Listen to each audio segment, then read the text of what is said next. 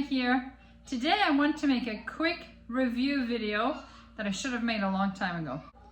The company Beater Blade contacted me and asked if I would do a review of their beater blades for the KitchenAid mixer, which you see behind me here. And that was in response to the fact that I had made a video comparing the 8-quart commercial KitchenAid that is here to the 6-quart which I had previously owned.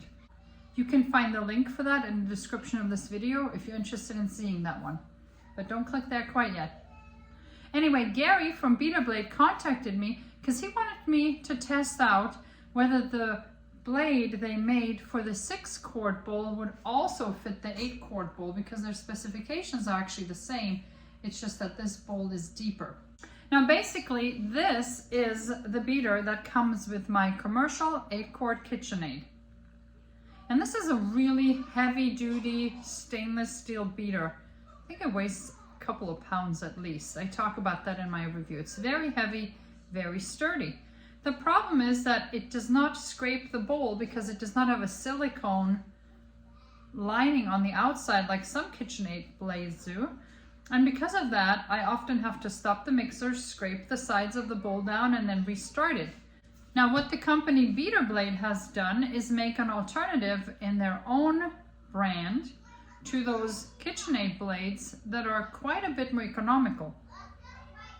And Gary sent me both versions they have, which is the Beater Blade Metal and the Beater Blade Metro. And the Metro one is made of plastic with the silicone on the outside, and the metal one is made of this metal, which is then coated black and also has the silicone on the outside, basically making it to where you don't have to scrape your bowl down while you're mixing.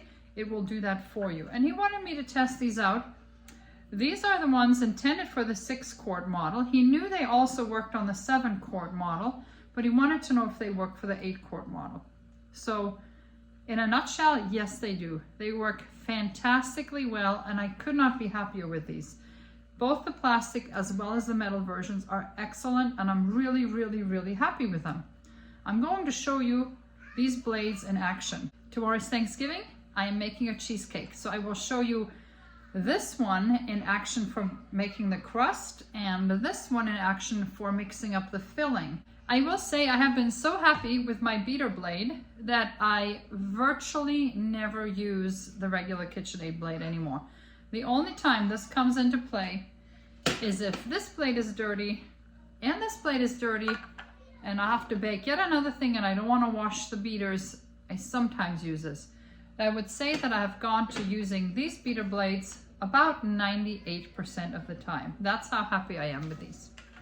Now hang around for the end of the video where I will be giving away some Beater Blade merch. We have here the Beater Blade for the 5-quart bowl, the Beater Blade for the 6-quart bowl, which also works for the 7 and the 8-quart bowl, and this one which is for the tilt head mixers, the 5-quart with the tilt head rather than the bowl lifting ones. I also have here from Beater Blade a stainless steel pouring shield that attaches to the outside of the mixing bowl to create a chute so that you can add ingredients to shoot down into the bowl easily from the side without making a big mess. So there will be a giveaway for these at the end of this video. Let's get started. Making the crust is easy enough. All it requires is 2 cups of graham cracker crumbs and 1 stick, that's a ½ cup of melted butter. Now for most people this is probably too much cheesecake. This will make a 10-inch springform cheesecake, but for my large family of 14, this is just the right amount. So we will see the Beater Blade Metro in action here.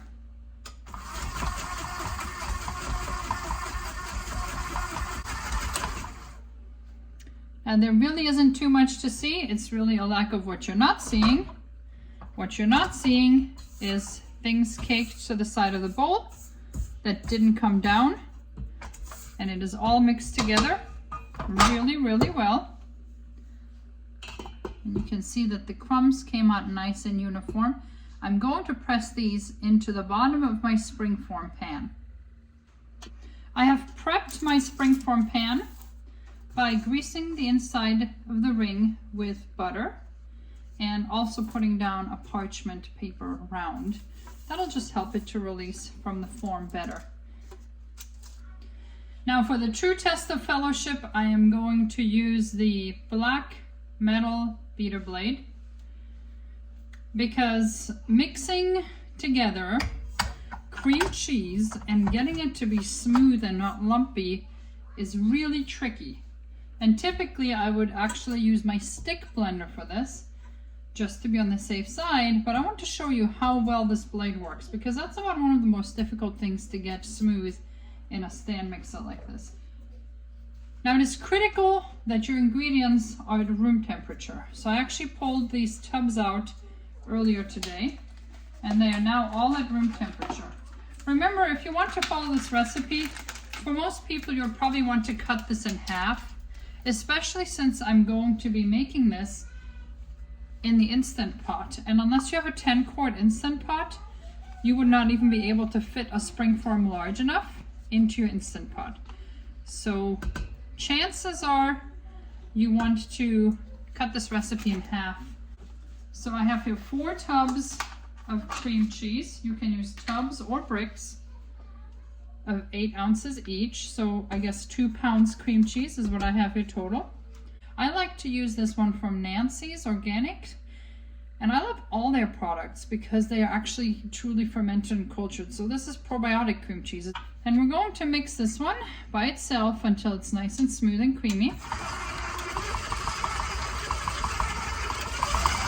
And we are already there. So at this point, I am going to add 1.5 cups sugar, 1 cup sour cream, 2 tablespoons, that's 1/8 cup all-purpose flour, 4 eggs, and 1 tablespoon vanilla extract.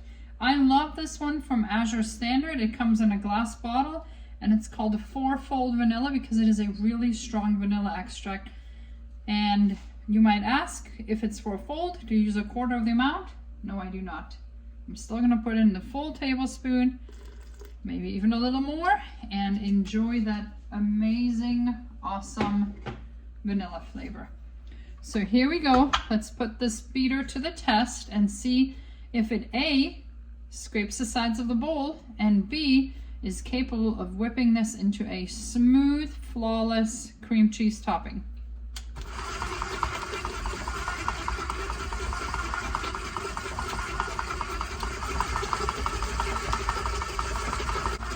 And I think this is done. I'm going to pour this into my prepared crust. And you can see here how smooth and perfectly flawless this truly is. I'm going to pour it into my crust.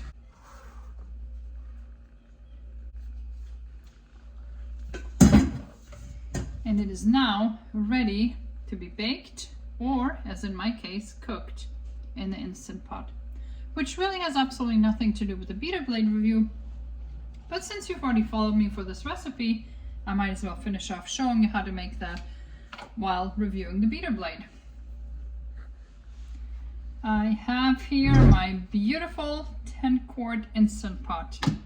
It's really difficult to show on film how big this thing is, but to give you an idea, it's as tall as the 8-quart, but a lot wider. So it gets its additional 2 quarts simply by being wider. You want to put a trivet in the bottom first of all, because this trivet is going to keep the cheesecake from touching the actual bottom in here. And then to that pot, we are going to add 2 cups of water. And I'm going to fold the sides of my trivet down like this, because if I leave them open, the cheesecake wouldn't be able to sit all the way on the bottom. So I'm going to fold these down to make a nice flat surface. And the tricky part will be lowering my cheesecake into here. And especially since the pan that the cheesecake comes in has to be covered with aluminum foil. The point of the foil is to keep moisture out of here as far as condensation water dripping down, and to keep moisture from the cake inside so that the cheesecake doesn't get dry. And the tricky part is just lowering this in here.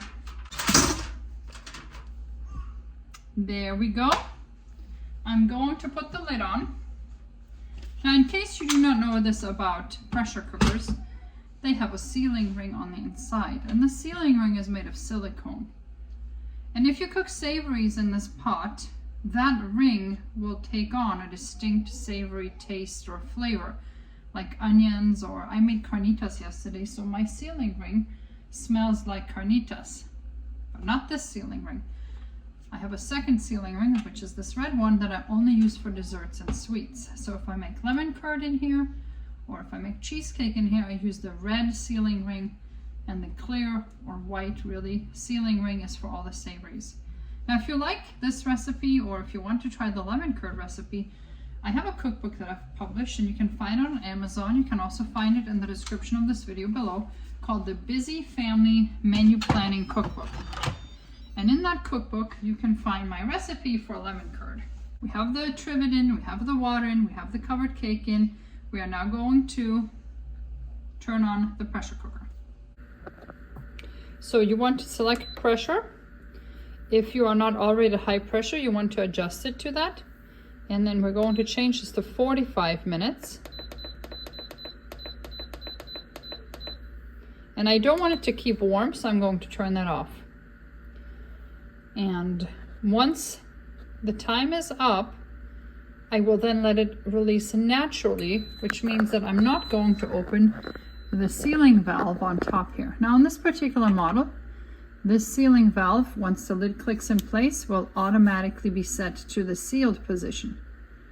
If your Instant Pot doesn't do that, you want to make sure that the vent is in the sealed position, and then it will start counting down here once it's come to pressure.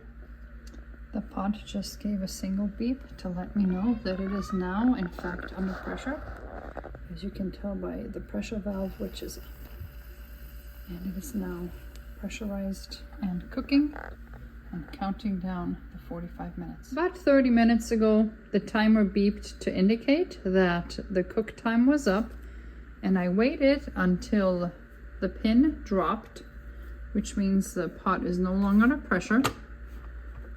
And it just releases that valve without releasing any more pressure. So I can safely open this now. And here is the finished cheesecake, which I'm going to take out. The trickiest part here is getting it out without burning yourself. One trick that you could do if you don't have a trivet that's wide enough, like I don't, is to make a strip of aluminum foil, and you have to fold it over a few times to make it thick and sturdy, and you basically lay the strip under your springform and bring the sides up, and you kind of can use that to lower your springform pan onto the trivet, and then you just leave it in, and when the cook time is up, you can lift it out with that. I believe they also sell silicone lifters like that, like a silicone sling on Amazon. I just burn my fingers and pull it out when I'm done with it. But probably those other methods are smarter and safer. Let's see what the cheesecake looks like. And here we have it, a perfectly smooth cheesecake with absolutely no cracks in it. And when judging cheesecakes, not having a crack is a huge deal and is the hallmark of a perfect cheesecake. You can tell it's set firmly. It is still very hot to the touch. I'm going to let this sit at room temperature for just a little bit because it's still steaming off. And I'm then going to cover it with press and seal and move it to the refrigerator overnight so that it is ready for Thanksgiving tomorrow. I hope you try that recipe, and I hope you love it as much as I do. In the meantime, let's talk about the giveaway. So Gary from Beater Blade sent me a whole lot of merch to give out as part of this review. We have 3 different of the Metro line, which is the plastic beater with the silicone scraper. And I have the one for the 6-quart bowl with the lift mechanism, but it also works for 7-quart and 8-quart. And I also have that for the 5-quart, which is a smaller model, for the lift head. And then I have one for the tilt head mixers. And it doesn't say what size it is on here, so I think it works for all tilt head mixers. So there's these 3 different beater blades. And in addition to that, I also have a pouring shield. If you would like to buy these products, I've put links to these products into the description of this video below, so you can check that out. But if you would like to be entered for a giveaway, and you are in the US, enter by midnight on Sunday, November 27th, 2022. And to enter, simply leave a comment in the description of this video below where you let me know which of these products you would like. So thank you again to Beater Blade for sponsoring this review and this giveaway. Happy Thanksgiving!